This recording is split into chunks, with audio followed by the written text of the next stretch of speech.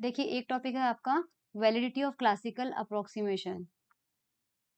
Validity of classical approximation, ये section A में भी आ सकता है, सेक्शन बी में भी आ सकता है। तो शॉर्ट में भी कैसे लिखना है, लॉन्ग में भी कैसे लिखना है, वो मैं बता देती हूँ।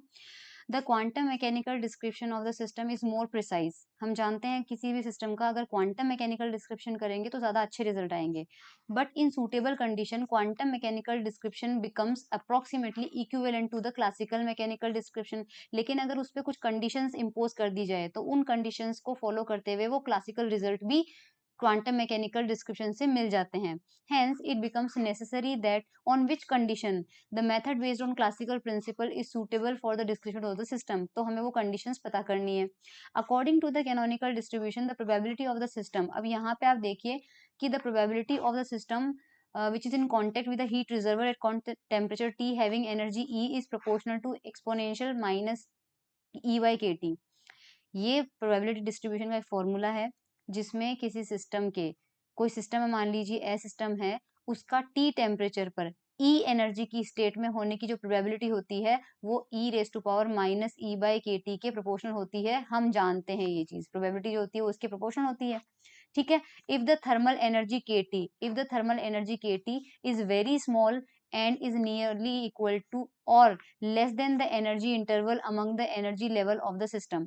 कहने का यहाँ मतलब ये हो रहा है कि मान लीजिए आपके पास एनर्जी के लेवल इतने दूर दूर हैं, ठीक है, इतने दूर दूर है, और टेम्परेचर टी पे आपने आपके सिस्टम को रख रखा है। टेम्परेचर टी पर रूम टेम्परेचर, मान लीजिए रूम टेम्परेचर पे रख रखा है, तो रूम टेम्परेचर पर एनर्जी कितनी होगी, के टी होगी। तो जो सिस्टम है हमारा वो सिस्टम, और मान लीजिए ये जो रेंज है यहाँ से यहाँ तक की रेंज है, ये आपके पास डेल्टा ई है, दोनों के बीच की डिस्टेंस डेल्टा ई है। अब यहाँ से सिस्टम के यहाँ से यहाँ तक जाने में, यानी नंबर 1 से नंबर 2 तक जाने की जो प्रोबेबिलिटी होगी वो किसके प्रोपोर्शनल होगी, ई की power minus delta E upon के टी।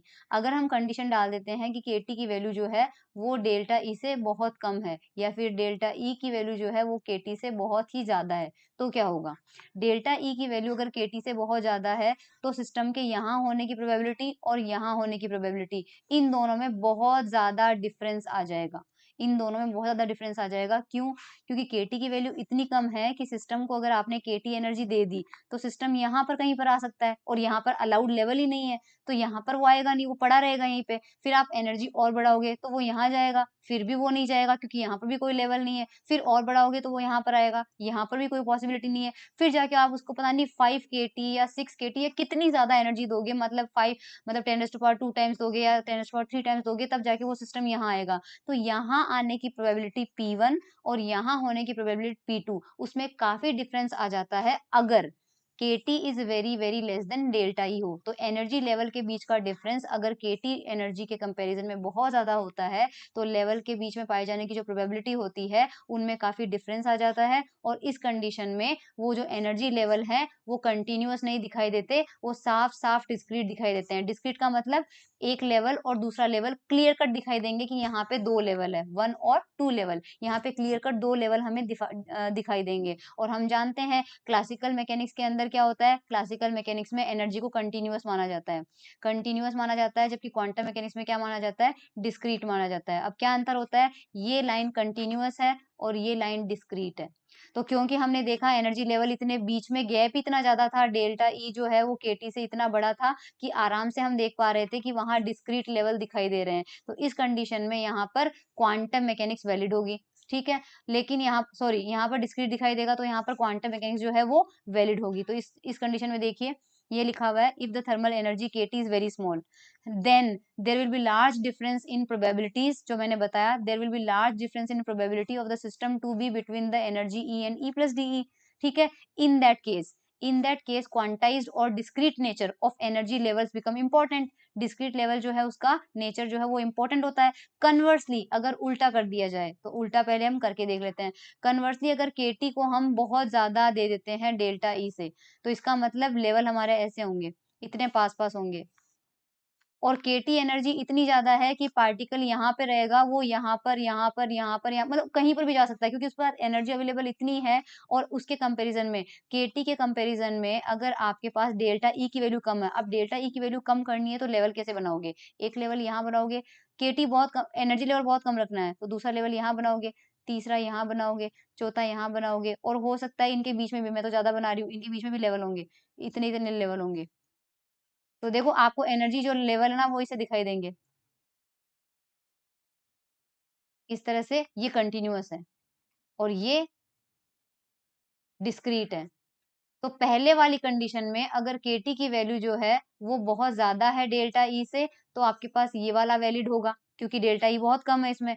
और kT जो है अगर वो very very less than delta E है तो आपके पास ये वैलिड होगा। यानी इस कंडीशन में क्वांटम मैकेनिक्स वैलिड करनी है तो आपको ये कंडीशन लगानी पड़ेगी, और क्लासिकल मैकेनिक्स को डोमिनेट करवाना है, वैलिड करवाना है, तो आपको ये वाली लगानी सॉरी सॉरी सॉरी सॉरी उल्टा हो गया। ये डिस्क्रीट जो है दिस इज क्वांटम, ये क्वांटम है और ये आपके पास क्लासिकल है, क्योंकि क्लासिकल में एनर्जी जो होती है वो कंटीन्यूअस होती है।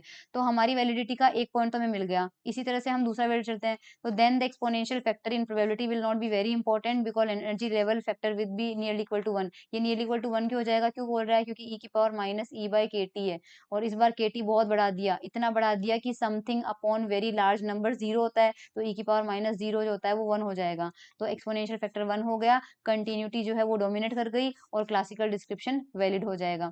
इसी तरह से एक पॉइंट तो ये हो गया। दूसरा पॉइंट ये होता है कि क्वांटम मैकेनिक्स में अनसर्टेनिटी प्रिंसिपल जो होता है वो वैलिड होता है। अगर हमें यही प्रिंसिपल जो है क्लासिकल मैकेनिक्स में वैलिड करवाना है, तो according to classical principal description of the definite position of particle in infinite momentum is possible. Classical mechanics ये कहती है कि मोमेंटम और पोजीशन दोनों बिना अनसर्टेनिटी के पॉसिबल होते हैं, जबकि क्वांटम ये कहती है कि वो पॉसिबल नहीं होते हैं। तो हम क्या कंडीशन लगाएं कि हमें क्लासिकल मैकेनिक्स वैलिड मिल जाए? तो हम यहाँ पे क्या करेंगे, देख लीजिए। Suppose we want to specify the position of a particle of momentum p to make the quantum mechanical effect negligible. अगर हम इस अनसर्टेनिटी प्रिंसिपल का इफेक्ट खत्म करना चाहते हैं और क्लासिकल अप्रोक्सीमेशन वैलिड करना चाहते हैं, तो हमें जानना पड़ेगा up to how much minimum distance the particle may be localized. तो सपोज मिनिमम डिस्टेंस के अंदर उसको कर देते हैं और ये मिनिमम डिस्टेंस मान लीजिए s है। अब अगर s को आपने मिनिमम किया तो एरर क्वांटम के हिसाब से, क्वांटम के हिसाब से p में जो एरर आ जाएगी वो कितनी आ जाएगी? मैक्सिमम आ जाएगी, है ना? तो उस कंडीशन में आपके पास sp जो है वो h से बहुत ज्यादा बड़ा हो जाएगा, क्योंकि एक को आपने प्रिसाइजली मेजर कर लिया तो दूसरे में अनसर्टेनिटी बहुत बढ़ गई। इस कंडीशन में हमारा डेल्टा q जो है s है और डेल्टा p की मैक्सिमम वैल्यू हमने p ली है, तो हमारे पास sp जो है अगर वो बहुत ज्यादा है h क्रॉस से, तो s जो है p को नीचे लेके आ जाएंगे, ठीक है। h क्रॉस की जगह हम h भी यूज कर सकते हैं, ज्यादा कोई फर्क नहीं पड़ेगा। तो h और h क्रॉस नियरली इक्वली आते हैं। वो एक 6.62 होता है, लेकिन पावर इसकी भी 10⁻34 होती है। एक 1.10 समथिंग या 01 समथिंग होता है, उसकी पावर भी 10⁻34 होती है। तो हमारे पास कुछ ज्यादा फर्क पड़ेगा नहीं। तो इस कंडीशन में h/p जो होता है वो डी ब्रोगली वेवलेंथ के फॉर्मूले से लैम्डा से ज्यादा बड़ा होना चाहिए। तो अगर पार्टिकल जिस डिस्टेंस में लोकलाइज्ड है वो डिस्टेंस अगर पार्टिकल की वेवलेंथ से बहुत ज्यादा बड़ी हो जाए तो वेवलेंथ का कोई इफेक्ट नजर नहीं आएगा, और वेवलेंथ का इफेक्ट केवल क्वांटम मैकेनिक्स में नजर आता है, क्लासिकल में नहीं। तो कुल मिला के क्लासिकल अप्रोक्सीमेशन वैलिड होगा अगर kT is very very less greater than delta E और दूसरा s is very very greater than lambda. अब क्वेश्चन आता है आपके पास, अगर ये सेक्शन ए में पूछा जाता है सवाल, तो आपको केवल ये दो चीजें बतानी है और दोनों के ऊपर एक एक लाइन लिखनी है। लेकिन अगर ये क्वेश्चन आता है सेक्शन बी में या सी में, तो जितना डिस्क्रिप्शन मैंने बताया वो सारा डिस्क्रिप्शन आपको लिख के आना है। ये था validity of classical approximation. Thank you.